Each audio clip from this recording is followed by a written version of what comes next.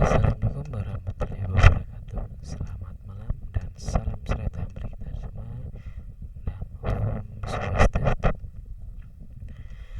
Ya, kali ini saya akan mempresentasikan hasil kerja saya, yaitu tentang jaringan hewan. Sekali lagi saya minta maaf kalau mungkin wajah saya kurang kelihatan karena saya mengerjakannya di malam hari.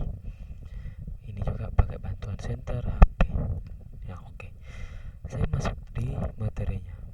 Di sini ada Epithelium cylinder semu berlapis, Epithelium kubus selapis, Epithelium cylinders berlapis, bagian D Epithelium pipi berlapis, Epithelium pipi selapis, dan yang terakhir itu Epithelium cylinders selapis. Kita masuk di yang pertama. Standar kompetensi yang harus dicapai: memahami keterkaitan antara struktur dan fungsi jaringan tubuh dan hewan, serta penerapan dalam konteks saling temas.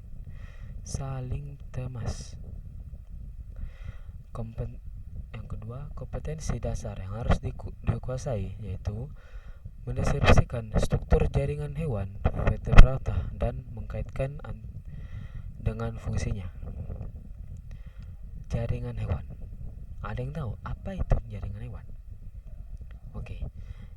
Jaringan hewan itu adalah merupakan kumpulan sel-sel yang memiliki bentuk dan fungsi yang sama.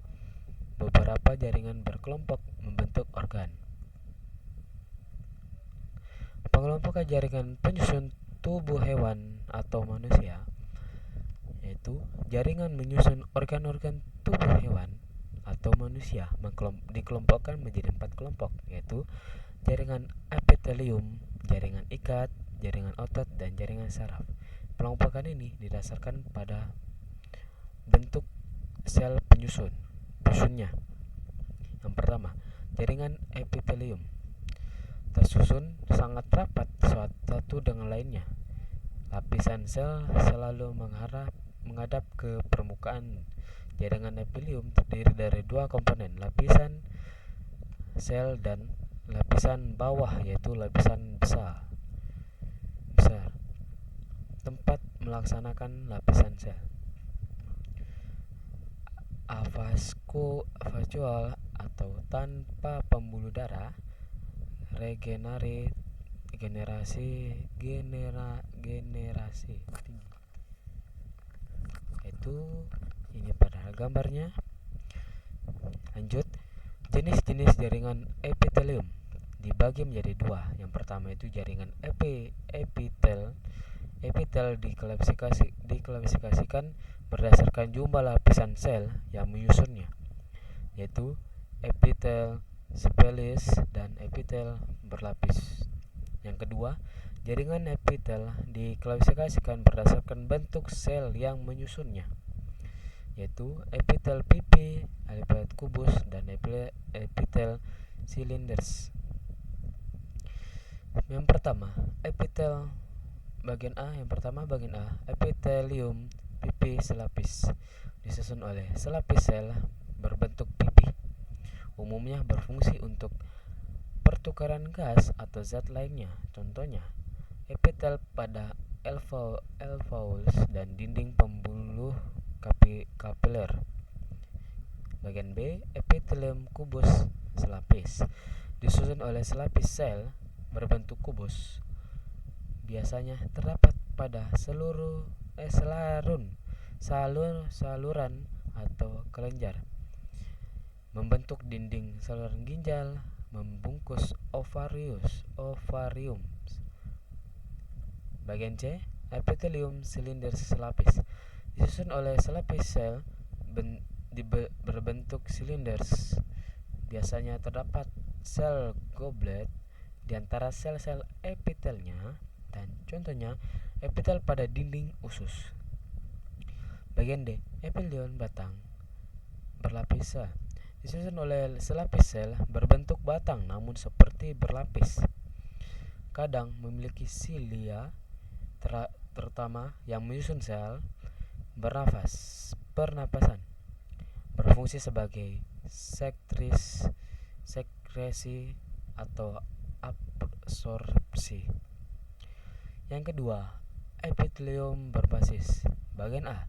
Epitelium pipi berbasis. Sel yang menyusun terdiri dari beberapa lapis sel berbentuk pipi, berfungsi sebagai pelindung.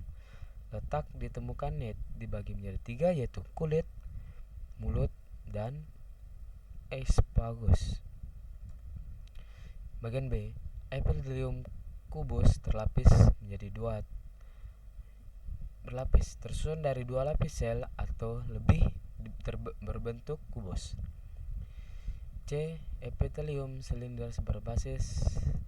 Permukaan sel berbentuk silinders, namun sel di bawahnya berbentuk beragam. Bagian D.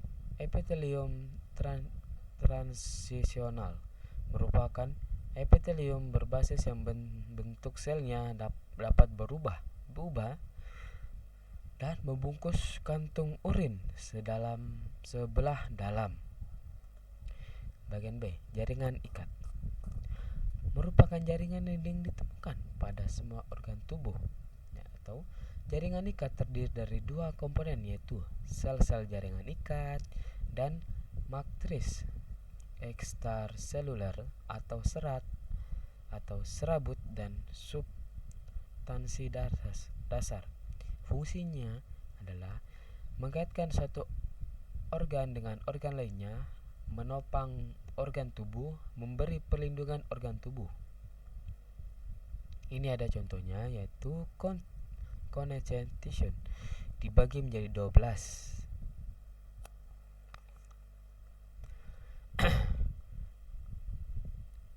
Bagian B. 1. Matris ekstraseluler, yaitu komponen jaringan ikat yang berupa bentuk sel. Ada 2 bentuk. Matris ekstraseluler yaitu substansi dasar bersifat semi cair, disusun oleh asam hyaluronat atau protein dan mukopolisakirida.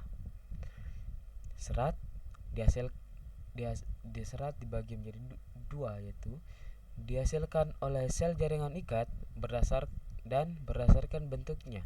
Ada 3 jenis serat penyusun matris, yaitu serat kolagen, serat elastin, dan serat retikuler.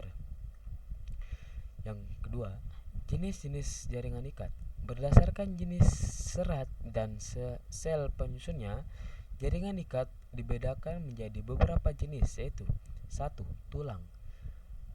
Osteon disusun oleh sel tulang, matris keras atau endapan kolium, dan serat kolagen, berfungsi melindungi organ tubuh dan memberi bentuk tubuh.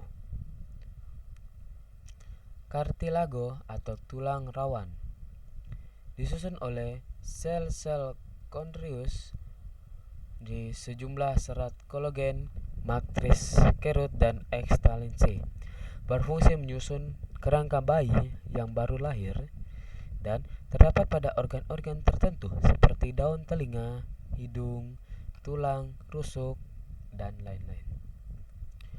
Jaringan ikat padat disusun oleh sel-sel fibroblast. Komponen matrisnya bersusun serat kolagen yang disusun padat dan teratur. Contohnya itu tendon penghubung otot dengan tulang, dan ligamen penghubung tulang dengan tulang. 4. Jaringan ikat longgar dicirikan dengan susunan serat yang longgar atau tidak rapat. Serat penyusunnya adalah kolagen. Komponen sel penyusun serat adalah sel fibroblast dan fungsinya menyokong, mengelilingi, dan menghubungkan elemen jaringan dari jaringan atau organ lain. 5. Jaringan lemak adalah jaringan ikat yang mengandung atau menyimpan lemak. Fungsi jaringan lemak adalah melindungi beberapa organ, menyimpan cadangan makanan, dan mengatur suhu tubuh. Yang keenam adalah darah. Disusun oleh matris berupa cairan darah atau plasma dan sel darah. Plasma itu sendiri mengandung serat yaitu fibrin, berfungsi sebagai mentransportasikan zat-zat dari dan ke seluruh tubuh. Kita masuk di bagian C, yaitu otot. Berfungsi sebagai alat gerak aktif. Berdasarkan bentuk sel penyusunnya, jaringan otot dibedakan menjadi 3 jenis, yaitu 1. Otot polos, otot lurik atau rangka, dan otot jantung. Otot polos adalah otot polos. 1. Otot polos. Cara kerja otot polos itu sendiri bekerja secara tak sadar, menyusun organ-organ yang berongga, dan gerak yang dihasilkan dinamakan peristaltik. Apa namanya? Bentuk sel itu sendiri seperti cakram dengan inti di tengah, dan satu sel memiliki satu inti sel. Yang kedua itu otot rangka. Cara kerja otot rangka bekerja secara disadari, menempel pada rangka. Bentuk sel otot rangka, bentuk sel memanjang berlurik-lurik. Sel memiliki inti berjumlah banyak dan lemak inti sel di tepi. 3. Otot jantung. Letak ditemukan hanya pada jantung. Cara kerjanya bekerja secara tidak disadari. Bentuk sel otot jantung, sel berbentuk memanjang dengan lurik-lurik, diserabut selang bercabang-cabang. Setiap sel memiliki satu inti sel dan inti sel terletak di tengah. Kita masuk di jaringan saraf. Fungsi jaringan saraf menerima rangka dari alat indera, memproses rangsang yang diterima, dan memproses rangsang. Komponen jaringan saraf itu dibagi menjadi 2, yaitu neuron dan sel gila. Sel gila itu berfungsi melindungi, mendukung neuron untuk menjalankan fungsinya. Dan mungkin sampai sini aja presentasi saya yang bisa saya berikan. Kurang lebihnya mohon dimaafkan. Saya hanya manusia biasa, tidak bisa berbuat selebihnya. Saya akhiri dengan kata wala taufiq wal hidayah. Wassalamualaikum warahmatullahi wabarakatuh. Selamat malam, salam sejahtera bagi kita semua, dan Om Santi Santi Santi. Terima kasih.